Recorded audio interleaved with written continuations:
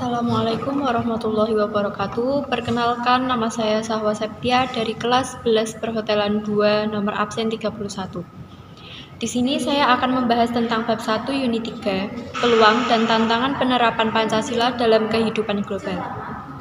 Pancasila merupakan ideologi negara Indonesia yang mencerminkan nilai-nilai dalam kehidupan berbangsa dan bernegara. Nilai-nilai dalam Pancasila dijadikan sebagai acuan dan pedoman dalam kehidupan sehari-hari. Tujuan menjadikan Pancasila sebagai pedoman dalam kehidupan sehari-hari agar tercipta persatuan dan kesatuan di Indonesia. Masyarakat Indonesia diharapkan selalu menjadikan Pancasila sebagai pedoman dalam tingkah laku di kehidupan sehari-hari. Menjadikan Pancasila sebagai pedoman berperilaku tanpa mengenal zaman dan zaman.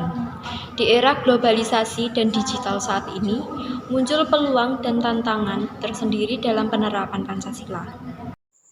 A. Tantangan ideologi. Era teknologi membuat ideologi-ideologi lain semakin mudah memasuki masyarakat Indonesia yang sudah menganut Pancasila. Ideologi-ideologi seperti radikalisme, ekstremisme, dan terorisme mulai masuk ke kehidupan berbangsa dan bernegara. Radikalisme dan ekstremisme sering dihubungkan terorisme. Ekstremisme kekerasan adalah penggunaan kekerasan untuk tujuan politik, agama, dan ideologi. Terorisme didefinisikan dalam UU Nomor 15 Tahun 2003 sebagai penggunaan kekerasan untuk tujuan meresahkan dan menimbulkan kerusakan. Ideologi-ideologi ini tidak sejalan dengan tradisi luhur Indonesia seperti kekeluargaan dan gotong royong. Konsumerisme adalah pandangan hidup yang menganggap barang mewah sebagai sumber kebahagiaan. Konsumerisme seringkali mengarah pada perilaku konsumtif yang berlebihan. Informasi lain, Saudara, pemerintah harus membuat silabus nilai-nilai Pancasila yang dikemas berdasarkan demografi masyarakat dalam pembinaan ideologi Pancasila di era digital. Langkah ini sebagai cara untuk memupuk kembali ideologi Pancasila yang tergerus oleh digitalisasi. Peran Pancasila dalam pesatnya teknologi saat ini kerap terabaikan. Padahal Pancasila dapat membangun karakter positif dalam berperilaku di era digital, khususnya bersosial media. B. Tantangan global. Warga negara Indonesia memiliki identitas keindonesiaan yang meliputi kartu tanda penduduk atau KTP, bendera merah putih, lambang Garuda Pancasila, bahasa Indonesia, dan bahasa daerah. Selain sebagai warga negara Indonesia, kita juga merupakan warga negara dunia. Indonesia tidak dapat mengisolasi diri dari bangsa-bangsa lain karena teknologi informasi mengurangi batas negara. Bahasa internasional seperti bahasa Inggris memungkinkan interaksi dengan bangsa-bangsa lain. Selain berkomunikasi, kita juga bersaing dalam bidang pekerjaan dengan bangsa-bangsa lain. Diperlukan kompetensi dan keterampilan yang setara dengan bangsa lain untuk bersaing pada abad ke-21. Kecakapan yang diperlukan termasuk literasi, kompetensi, dan karakter. Literasi meliputi membaca, numerasi, literasi IPA, literasi TIK, literasi finansial, literasi budaya, dan berpikir kritis. Kompetensi meliputi ingin tahu, inisiatif, gigih, adaptif, kepemimpinan, dan kepekaan sosial dan budaya. Diperlukan kemampuan menghadapi perubahan pesat pada lingkungan. Untuk bersaing dan berkontribusi dalam skala global, diperlukan karakter yang termasuk terus belajar dan gigih. Dunia menghadapi tantangan global seperti krisis lingkungan, pemanasan global, pandemi, kekerasan, dan perang global. Tantangan global ini membutuhkan kerjasama dan kolaborasi lintas negara dengan melibatkan semua pihak. Pemirsa, Indonesia dan bangsa-bangsa lain sedang masuk ke dalam era globalisasi. Di era ini apa saja bisa terjadi, termasuk pergeseran budaya. Banyak perubahan yang dirasakan oleh masyarakat. Pergeseran budaya juga mempengaruhi psikologis masyarakat. Berikut liputannya. Masyarakat dunia termasuk Indonesia sedang masuk ke dalam era globalisasi. Merunut waktu dalam 5 tahun belakangan ini, kita seringkali mendengar kata globalisasi, baik itu dalam media massa ataupun melalui percakapan sehari-hari. Proses saling mempengaruhi adalah gejala yang wajar dalam interaksi antar masyarakat. Melalui interaksi dengan berbagai masyarakat lain, bangsa Indonesia telah masuk ke dalam era globalisasi. Oleh karena itu, globalisasi bukan hanya soal ekonomi, tetapi juga terkait dengan masalah atau isu makna budaya, di mana nilai dan makna yang melekat di dalamnya masih tetap berarti. Namun, globalisasi kini mampu menggeser nilai-nilai budaya di Indonesia. Globalisasi dapat merubah perilaku masyarakat karena pertukaran informasi dari luar. Budaya dapat diartikan sebagai nilai-nilai yang dianut oleh masyarakat ataupun persepsi yang dimiliki oleh warga masyarakat terhadap berbagai hal. Nilai-nilai maupun persepsi sangat berkaitan dengan aspek-aspek kejiwaan atau psikologis, yaitu apa yang terdapat dalam alam pikiran. Pengaruh globalisasi yang menyebabkan pergeseran budaya seperti yang terjadi di Indonesia. Banyaknya kasus yang terjadi di sekolah-sekolah, siswa-siswi yang tidak lagi menghormati guru-gurunya. C. Peluang berpancasila dalam kehidupan global. Pentingnya mengeksplorasi peluang untuk menerapkan Pancasila dalam kehidupan global. Nilai-nilai luhur Pancasila perlu diaplikasikan dalam kehidupan sehari-hari dan digunakan sebagai solusi untuk masalah-masalah global. Karakteristik kuat bangsa Indonesia termasuk religiusitas, keramahan, dan cinta perdamaian. Di Indonesia, ada keragaman agama atau kepercayaan, suku, ras, dan bahasa yang hidup rukun. Bangsa Indonesia memandang manusia memiliki 2 dimensi, yaitu jiwa dan raga.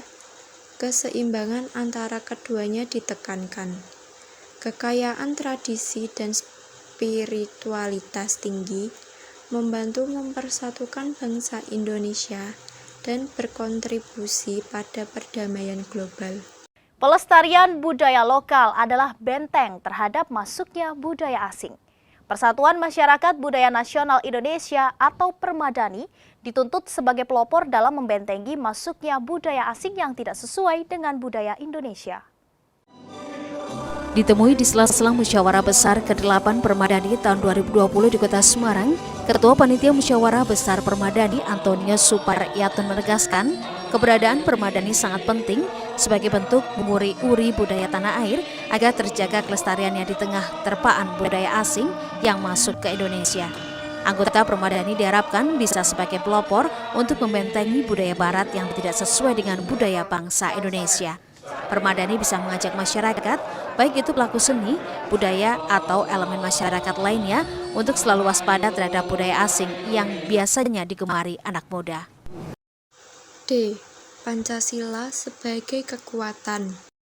Nilai-nilai Pancasila merupakan modal penting dalam kehidupan global.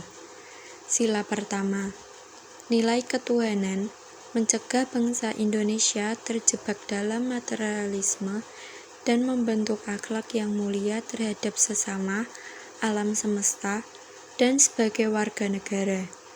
Keutamaan yang kedua adalah mengajarkan rasa hormat terhadap semua orang dan menjadi modal untuk melawan perilaku tidak manusiawi. Sila ketiga, membangkitkan semangat nasionalisme yang mengatasi perbedaan suku, etnis, bahasa, dan agama. Sila keempat, mengedepankan musyawarah sebagai cara menyelesaikan masalah dan melarang perilaku main hakim sendiri. Sila kelima, mengajarkan adil dan memandang setiap manusia memiliki hak asasi yang sama. Nilai-nilai Pancasila enyahkan COVID-19.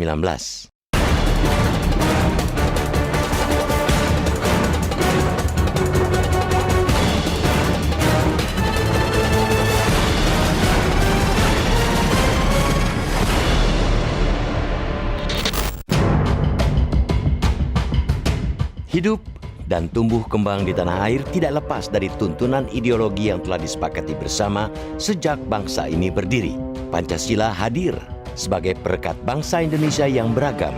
Ideologi tersebut memberikan pedoman bertingkah laku, bermasyarakat, berbangsa, dan bernegara selaku manusia Indonesia. Tuntunannya tidak ada kecondongan pada etnik, agama, ataupun kelompok sosial tertentu. Itu sebabnya ideologi Pancasila tetap relevan hingga kini mengiringi perjalanan bangsa.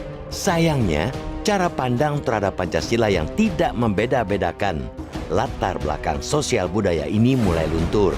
Dalam survei yang digelar Universitas Gadjah Mada atau UGM Maret lalu, hampir seluruh responden atau tepatnya 90,6% memang menyatakan setuju Pancasila adalah ideologi NKRI untuk menentukan identitas bangsa Indonesia. Namun, dalam pernyataan bahwa Pancasila adalah ideologi untuk mewujudkan negara bangsa Indonesia yang religius berdasarkan agama mayoritas Islam, ada sebanyak 63,5% responden yang setuju dan sangat setuju. Jumlah responden yang tegas menyatakan tidak setuju atau sangat tidak setuju dengan pernyataan itu hanya 26,8%. Meningkatkan keterampilan diri. Pentingnya meningkatkan keterampilan diri untuk menerapkan Pancasila dalam kehidupan global. Keterampilan kolaborasi diperlukan karena banyak hal yang tidak bisa diselesaikan sendiri, seperti kerjasama dalam startup. Komunikasi memiliki peran penting bukan hanya dalam menguasai bahasa asing, tetapi juga dalam memahami dan menghargai tradisi yang terkait dengan bahasa. Keterampilan yang diperoleh di sekolah hanyalah modal awal yang perlu dikembangkan lebih lanjut. Kesuksesan seseorang tidak selalu tergantung pada peringkat di kelas, tetapi juga pada kemauan untuk terus belajar, memiliki rasa ingin tahu, dan adaptasi dengan lingkungan. They feel supported. They know if something is difficult for them, there's something that's a little more in line with their strengths coming up soon. So it really makes education fun and approachable. I really think it's the most effective way that I have seen to teach. Selanjutnya yaitu bab 2 unit 1, ide pendiri bangsa tentang konstitusi. Pembahasan tema konstitusi lebih ditekankan kepada bagaimana warga negara atau termasuk di dalamnya peserta didik yang sekaligus sebagai warga masyarakat mengimplementasikan konstitusi dalam bentuk kesepakatan dan norma di dalam kehidupan sehari-hari. Pelanggaran terhadap suatu norma berarti pelanggaran terhadap kesepakatan yang telah dibangun bersama. Setiap pelanggaran terhadap suatu norma ditentukan ada konsekuensinya. Dari sana, kita membahas tentang konsekuensi apa yang akan diterima atau ditanggung oleh anggota masyarakat yang melanggar kesepakatan tersebut. Apa itu konstitusi? Istilah konstitusi dalam banyak bahasa berbeda-beda, seperti dalam bahasa Inggris constitution, dalam bahasa Belanda konstituti, dalam bahasa Jerman constitution, dan dalam bahasa Latin constitutio, yang berarti undang-undang dasar atau hukum dasar. Jadi, konstitusi merupakan hukum dasar tertinggi yang memuat hal-hal mengenai penyelenggaraan negara. Dalam ungkapan lain, konstitusi adalah kerangka kerja atau framework dari sebuah negara yang menjelaskan tentang bagaimana menjalankan dan mengorganisir jalannya pemerintahan. Konstitusi pada umumnya dibagi menjadi dua jenis, yaitu tertulis dan tidak tertulis. Konstitusi tertulis adalah aturan-aturan pokok dasar negara, bangunan negara, dan tata negara yang mengatur peri kehidupan satu bangsa di dalam persekutuan hukum negara. Konstitusi tidak tertulis disebut juga konvensi, yaitu kebiasaan ketatanegaraan yang sering timbul dalam sebuah negara. Hampir semua negara memiliki konstitusi tertulis, termasuk Indonesia, berupa Undang-Undang Dasar 1945. Sedangkan negara yang dianggap tidak memiliki konstitusi tertulis adalah Inggris dan Kanada. Konstitusi Indonesia dikenal sebagai Revolution Grounded, yang bermakna bahwa Undang-Undang Dasar 1945 mengandung gagasan revolusi yang berwatak nasional dan sosial. Tujuannya adalah dekolonisasi dan perubahan sosial ke arah terwujudnya keadilan sosial bagi seluruh rakyat Indonesia. Negara Indonesia menganut paham konstitusionalisme sebagaimana ditegaskan dalam Pasal 1 Ayat 2 Undang-Undang Dasar Negara Republik Indonesia tahun 1945 yang berbunyi, kedaulatan berada di tangan rakyat dan dilaksanakan menurut Undang-Undang Dasar. Undang-Undang Dasar 1945 dirancang sejak 29 Mei hingga 16 Juli 1945 bersamaan dengan rencana perumusan dasar negara Pancasila oleh Badan Penyelidik Usaha-Usaha Persiapan Kemerdekaan atau BPUPK. Panitia Kecil Perancang Undang-Undang Dasar pada 13 Juli 1945 berhasil membahas beberapa hal dan menyepakati, antara lain ketentuan tentang lambang negara, negara kesatuan, sebutan Majelis Permusyawaratan Rakyat, dan membentuk panitia penghalus bahasa yang terdiri atas Djajadiningrat, Salim, dan Supomo. Rancangan Undang-Undang Dasar diserahkan kepada panitia penghalus bahasa. Pada 14 Juli 1945, BPUPK mengadakan sidang dengan agenda pembicaraan tentang pernyataan kemerdekaan. Panitia Perancangan Undang-Undang Dasar melaporkan hasilnya. Pasal-pasal dari rancangan Undang-Undang Dasar berjumlah 42 pasal. Dari 42 pasal tersebut, ada 5 pasal masuk tentang aturan peralihan dengan keadaan perang, serta 1 pasal mengenai aturan tambahan. Saudara-saudara, rapat saya buka. Hari ini kita menempuh lagi suatu saat yang bersejarah dalam perjuangan kita. Kedua delegasi, yaitu delegasi Republik Indonesia dan delegasi BFO, sudah dapat persetujuan tentang suatu konstitusi, rencana konstitusi yang nanti akan kita tanda tangani dan sesudah itu akan diserahkan kepada delegasi Belanda.